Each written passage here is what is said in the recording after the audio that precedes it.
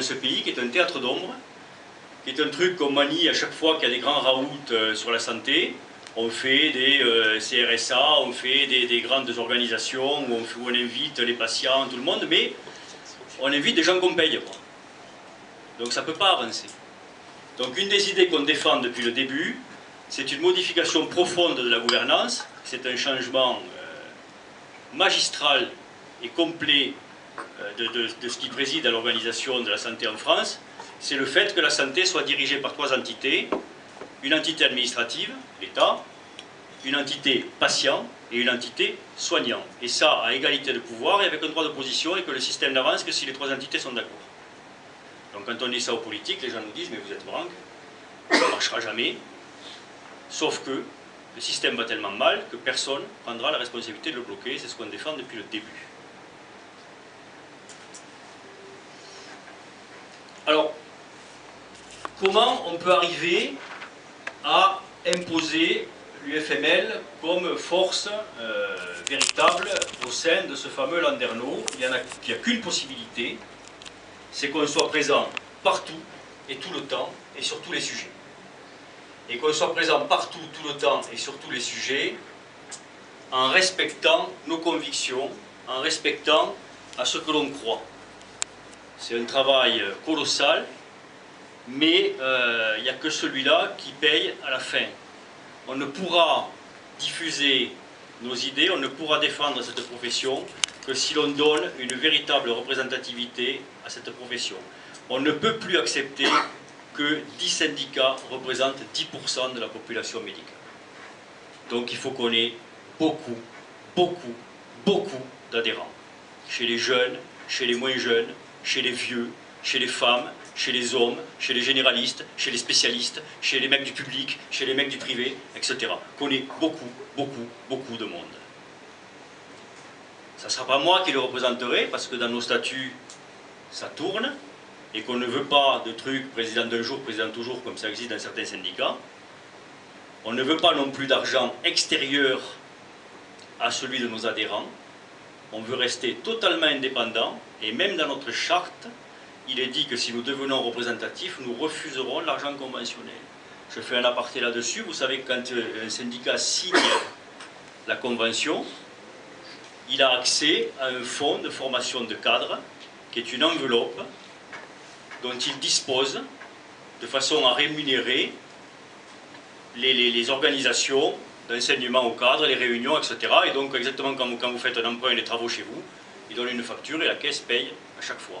Le seul truc, c'est qu'il y a certains syndicats qui, depuis très longtemps, ont appris à user de cette enveloppe un peu mieux que d'autres et qui donc arrivent à faire rentrer beaucoup plus d'argent avec cette méthode, quoi, qui peut aller quand même jusqu'à 1 million d'euros par an pendant 5 ans. Hein. C'est pas mal de signer quand même en médecine, hein, les conventions. Hein. Vous voyez un peu le truc, quoi. Donc voilà, donc il faut qu'on ait énormément de monde et qu'on soit sur tous les sujets.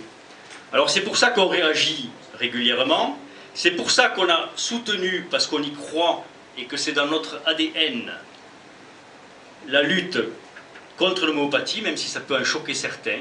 On a été à leur côté, je crois, depuis à peu près le début, puisqu'on a lancé, vous le savez, l'histoire, comme l'a dit Franck tout à l'heure, et Antoine, des maisons médicales où il y avait des mages à l'intérieur. Ça avait précédé un peu la tribune des fake mails de 124, et quand la tribune est sortie, ben on les a soutenus, d'abord officieusement, et puis après beaucoup plus officiellement, parce que je crois qu'on ne peut faire avancer la médecine que s'il y a de l'éthique dans la médecine et sur les droits dans nos potes.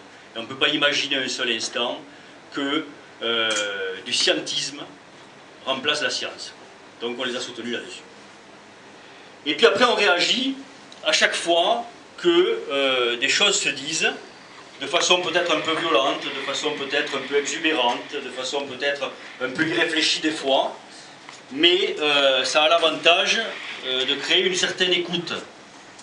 Quand M. Macron a présenté son plan l'autre jour, Ma Santé 2022, je n'ai pas entendu beaucoup de syndicats s'élever contre ce plan, et la plupart des comptes rendus journalistiques ont été exprimés une certaine surprise de voir que, après tout, la profession médicale était relativement sereine par rapport à ce plan et d'accord avec ce plan.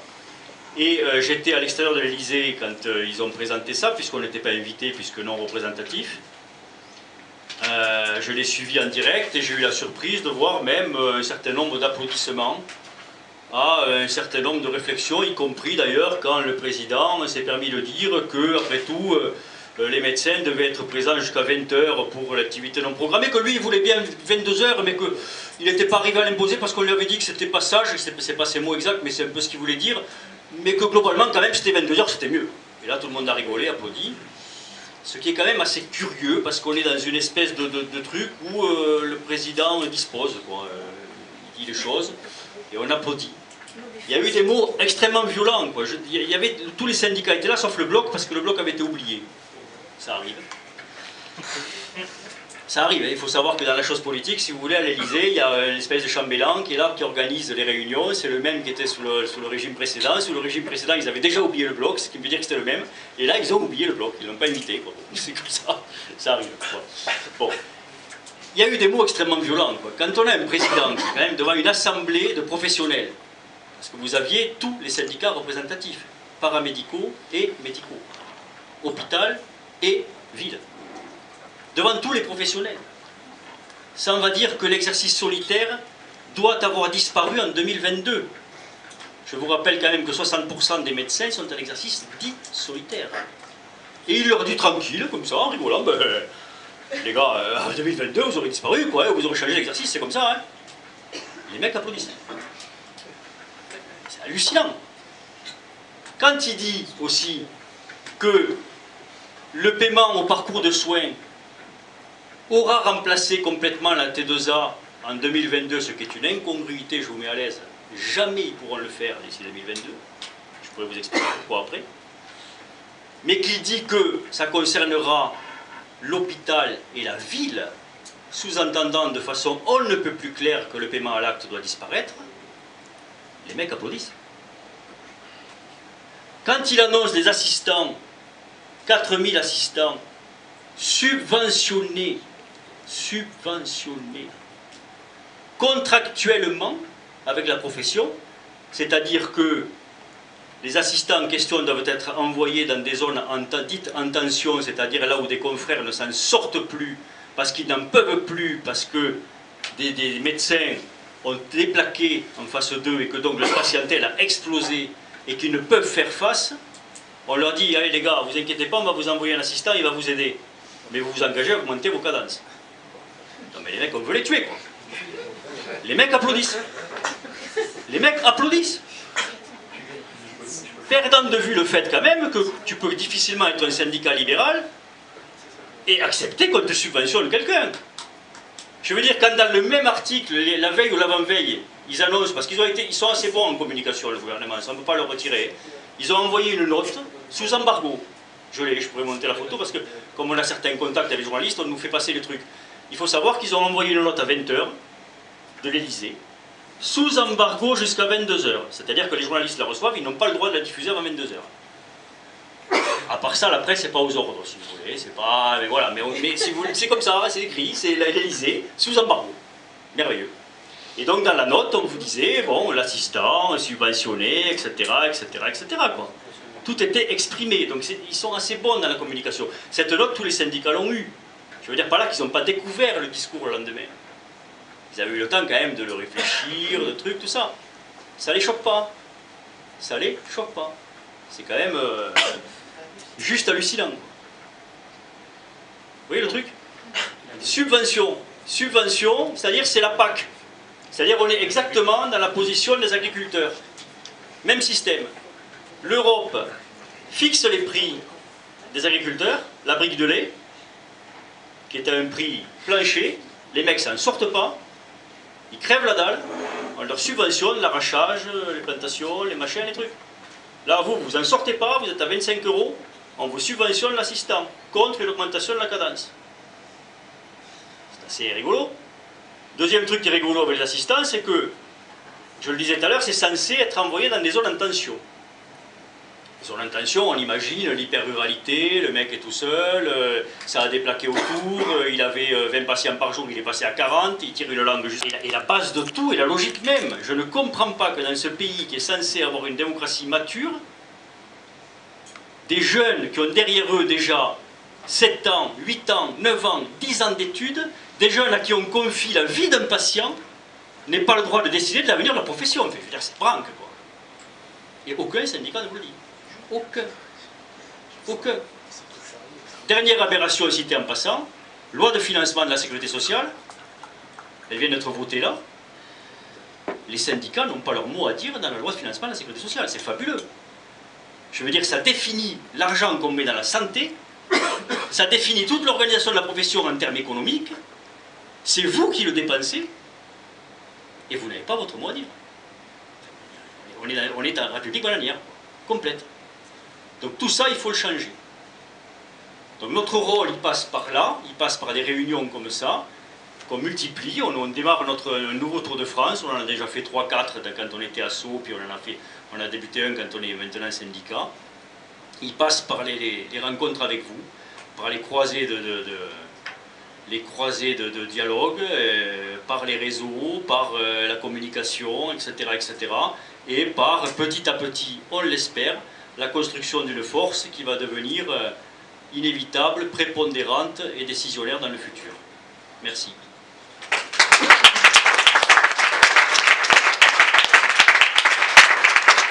Juste un dernier aparté, parce que je m'aperçois que je ne vous en ai pas parlé, et c'est un point quand même assez important et même crucial.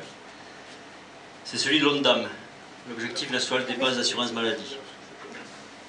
Macron a eu l'air, et la ministre aussi, de faire un cadeau somptueux à la profession en disant que l'ONDAM allait passer d'une progressivité de 2,3% à une progressivité de 2,5%, c'est-à-dire à 0,2% de plus que,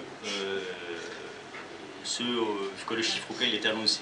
Avec l'Objectif national des dépenses d'assurance maladie, donc c'est les dépenses d'assurance maladie plus X% chaque année. Le déficit de la Sécu est passé de 2010 à 2018 de moins 24 milliards à 0. D'accord? L'ONDAM de 2010 à 2018 est passé d'une progressivité entre, tout le temps, entre 3 et un 9 et 2,5.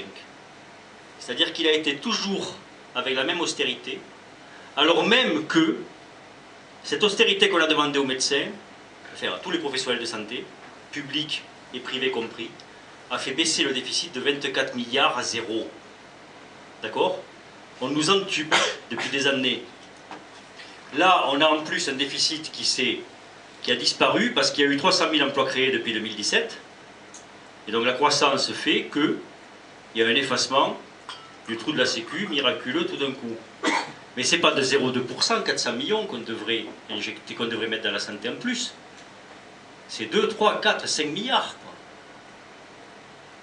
Parce qu'on le vaut bien. Et parce que vu les efforts que fait la profession depuis des années, on le vaut largement. Vu les gens qui sont en burn-out, les gens qui sont morts à force d'avoir des exercices à 25 balles, où ils voient 50 patients par jour, et où ils n'en peuvent plus parce que ça déplaque et qu'ils ne sont pas remplacés à ces prix-là, mais on vaut largement à ce qu'on ouvre largement les vannes le jour où on arrive à effacer le trou de la Sécu parce qu'il y a une reprise économique. L'ONDAM, c'est comme le carburant. Quand le baril est cher, on vous taxe beaucoup. Quand il est moins cher, on vous taxe beaucoup. Ben, l'ONDAM, c'est pareil. Quand il y a un trou de la Sécu important, on vous serre les tarifs. Et quand le trou de la Sécu diminue, on vous serre les tarifs. Je veux dire, à un moment, quand même, il faut qu'on mette cette espèce de paradoxe sous le nez des Français. Parce que celui qui paye l'addition à la fin, c'est le Français, qui ne trouve plus de médecins, qui voit les cliniques tomber les unes après les autres et les groupes tout racheter, qui voit les centres hospitaliers généraux tomber. Je veux dire, c'est eux qui payent à la fin. Et si on en est là, c'est parce que M. Juppé, en 96 ou 99, ou 96 je crois, a créé cette espèce de dogme qui est l'ONDAM. Et on a lié vos tarifs à l'état économique du pays.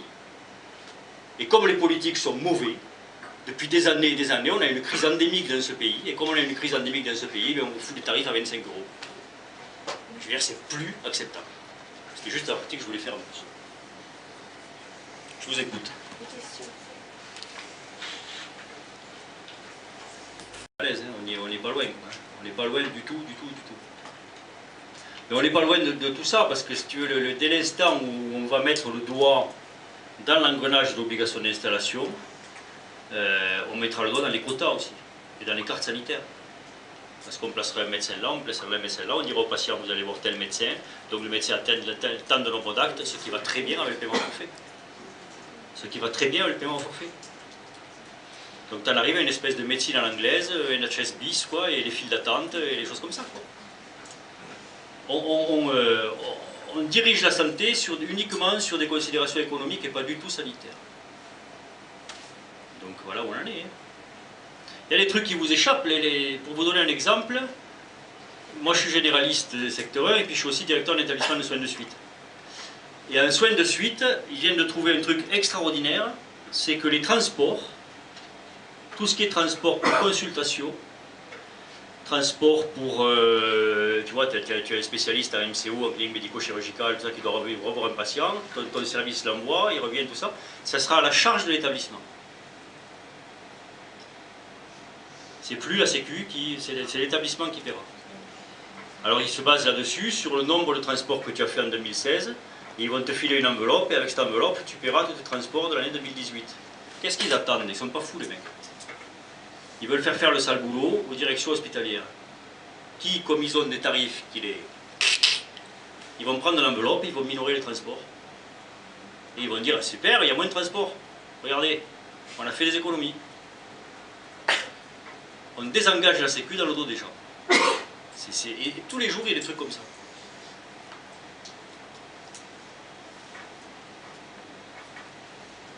Ouais. Moi, ce qui m'interpelle aussi également, c'est là, actuellement, on a un gouvernement qui met entre guillemets, qui met les patients dans leur poche. On leur promet un médecin dispo de 8h à 20h, 22h. Donc, hein? Mais les patients y croient. C'est nous les méchants, entre guillemets. Bien sûr. On promet aux gens un rendez-vous dans la journée, un médecin dispo de 8h à 22h. Mais on le met tellement dans la tête des gens qu'aujourd'hui à Chanu, c'est ça, c'est Chanu, le bled, Chanu dans l'Orne. Chanu dans l'Orne, ils avaient cherché des médecins, ils n'avaient plus de médecins. Ils ont, en 3 ans, ou en 4 ans, ou 5 ans, ils ont eu 3 médecins. Ils ont eu un Roumain, qui n'est pas resté parce que les patients n'allaient pas le voir. Ils ont eu un médecin urgentiste qui n'est pas resté non plus. Et ils ont eu un médecin espagnol. Et le médecin espagnol est parti au bout d'1 an. Parce que la population n'allait pas le voir parce qu'il ne voulait pas travailler le samedi matin. Voilà ce qu'ils ont dit là, dans les jours soirs, là. Vous l'avez sur Twitter. Extraordinaire quoi. Les mecs leur reprochaient ça. Et donc là, le maire du village, en interview, te dit que quand même il avait des horaires trop rigides, c'est pas normal, il ne voulait pas travailler le samedi matin. Et le député du coin, monsieur, comment Jérôme Nury, voilà, DLR, te dit que quand même il faut vraiment maintenant, il faut la coercition, c'est-à-dire qu'il faut que les jeunes pendant 3 à 5 ans aillent dans les départements ou les coins en tension, parce qu'après tout, toujours les mêmes raisonnements, l'État paie leurs études, et puis ils sont payés par la Sécu, etc. Donc ils ont qu'à y aller quoi. C'est-à-dire que si tu veux, le mec, le maire, lui, il ferme sa mairie le vendredi à 16h, mais il faut que le médecin, lui, ouvre jusqu'au samedi matin, tu vois. Et le politique, lui, évidemment, personne, la nation, n'a pas du tout abondé dans son métier, pour rien du tout. Ce que je voulais dire, c'est qu'on sort d'une espèce de cynisme, de dog bashing général, où déjà sous la Touraine, le médecin, c'était le méchant, c'était l'inhumain, enfin on a entendu tout et son contraire, on a commencé à nous coller une très mauvaise image, et que maintenant le discours c'est le patient est au centre du dispositif. Donc quelque part c'est très habile, mais c'est encore une façon de nous dire vous ne mettez pas assez le patient au centre du dispositif, mais nous, on va le faire. Donc c'est pour ça que ça passe très bien. Le médecin, il va ouvrir de 8h à 22h, puisque après avoir vu les médecins, c'était des gens épouvantables, des nantis, qui pensaient qu'à l'argent et blablabla. Et ben après, on change un petit peu de discours, mais finalement, les conséquences, c'est la même chose. C'est que c'est le patient maintenant qui est au centre, comme si nous on ne savait pas que c'était le patient qui était au centre de notre métier, mais le centre du dispositif. Alors le patient il est content, il dit mais c'est formidable, ils vont plus se plaindre ces vilains médecins, on leur donne des assistants, ils vont les aider, ils ont pas de phrase. Entre parenthèses, je vous signale que la subvention assistant elle n'est pas pérenne. Hein. Non. Voilà. Après vous l'embauchez, hein, voilà. C'est une très bonne réflexion. Revel l'a lâché sur France Info. La subvention de l'assistant, elle est que pour un an. Vous avez quand même de la chance, vous n'avez pas tout le même temps. Mais le patient, il veut qu'on soit ouvert jusqu'à 22h. Oui, c'est ça ce que je dis. Donc c'est un espèce de discours d'un cynisme, quand on l'analyse un peu, une démagogie incroyable, mais à nouveau on a la mauvaise place. Mais d'ailleurs... On va dire ben non, d'ailleurs sur l'histoire... C'est pas à vous de dire 22h, et puis voilà, c'est pas ça la réalité d'une vie de médecin. D'ailleurs sur l'histoire de... Mais le patient est donc mis au centre du système.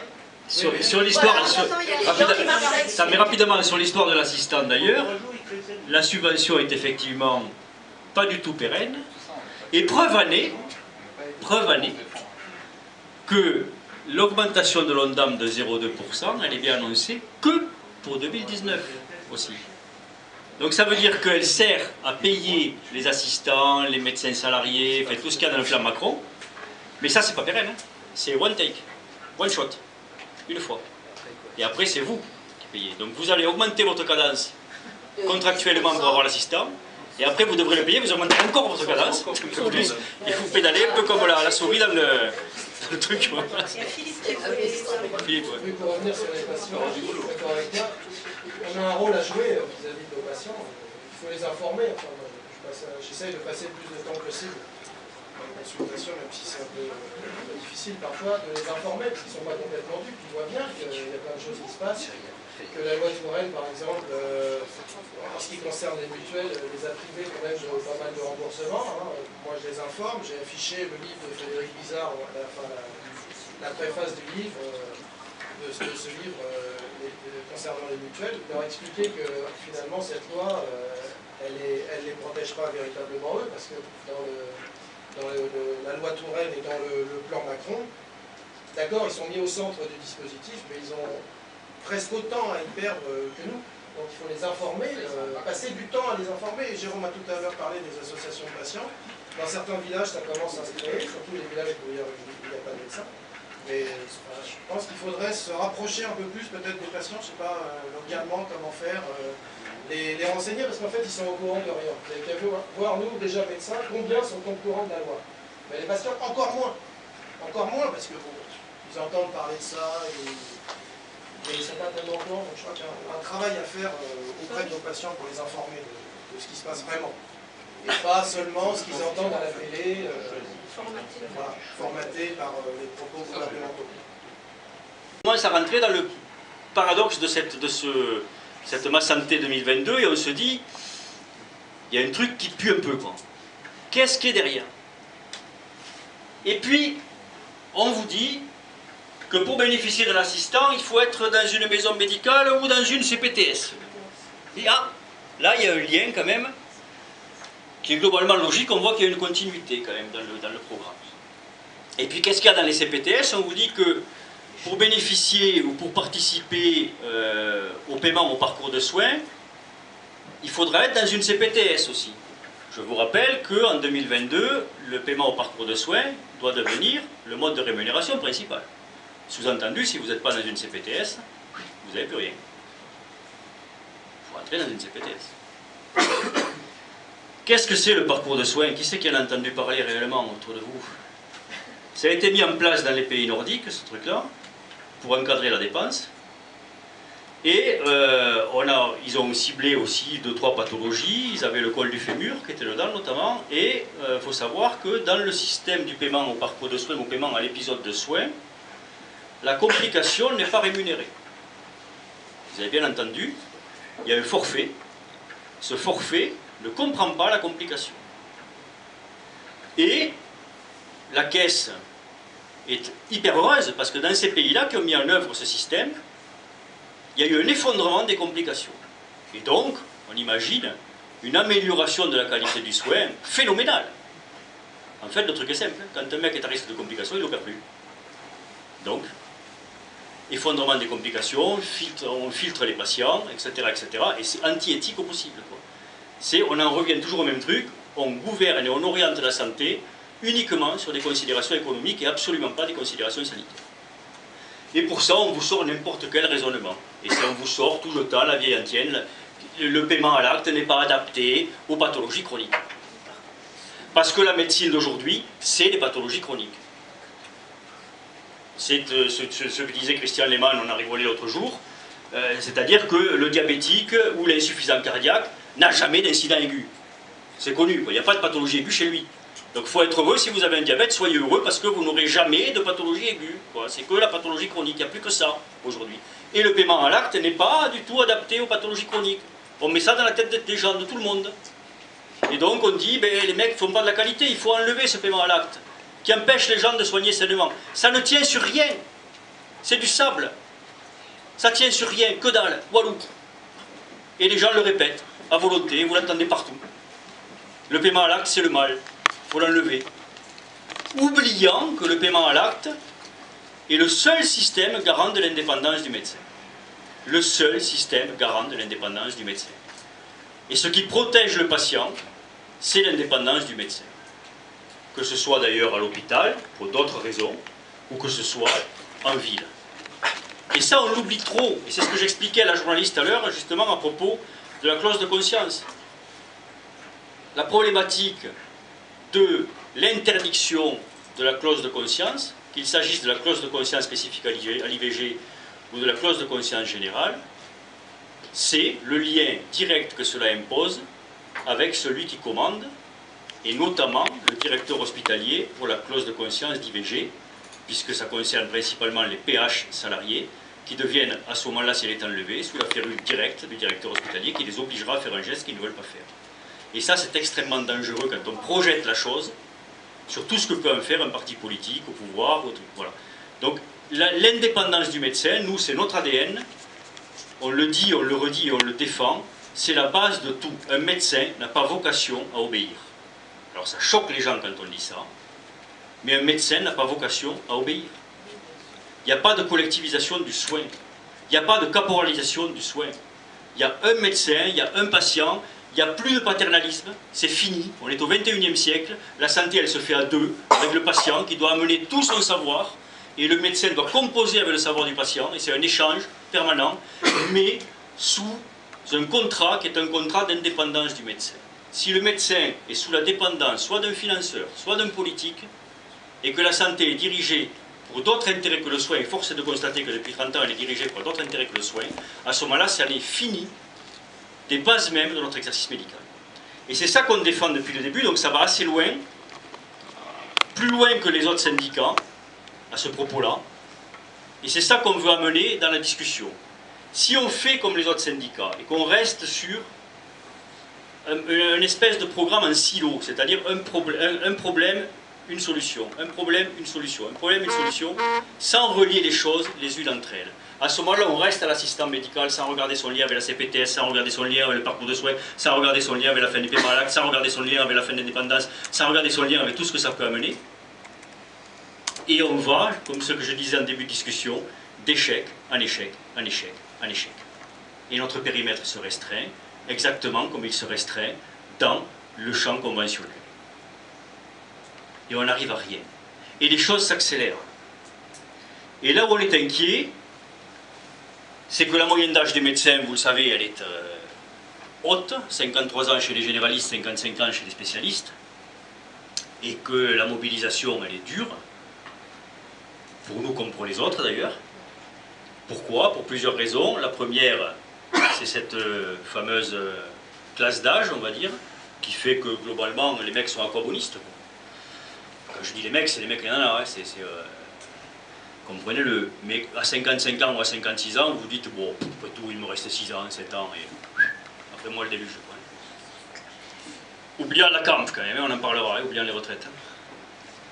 Les jeunes, dans des études extrêmement difficiles, avec une pression hospitalière extrêmement importante, des horaires qu'on ne pourrait plus faire nous, à nos âges, des responsabilités beaucoup plus importantes que celles qu'on pouvait avoir quand nous on était interne ou externe, n'ont pas le temps véritablement de s'occuper de ça, et on le comprend aisément.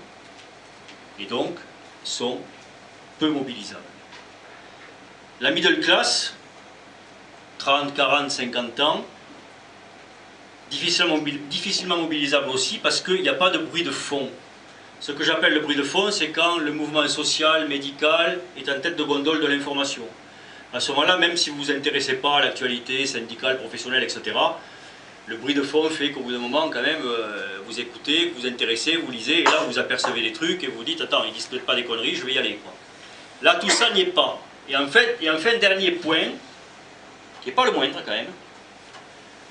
Macron a gagné au moins sur un point, c'est qu'il a atomisé complètement les politiques. Les Républicains n'existent plus, le Parti Socialiste n'existe plus, les Insoumis, c'est une espèce de coquille protéiforme, mais sans vraiment d'existence. Et le FN, on refuse de discuter avec eux. Donc, on n'a plus de relais véritablement politique.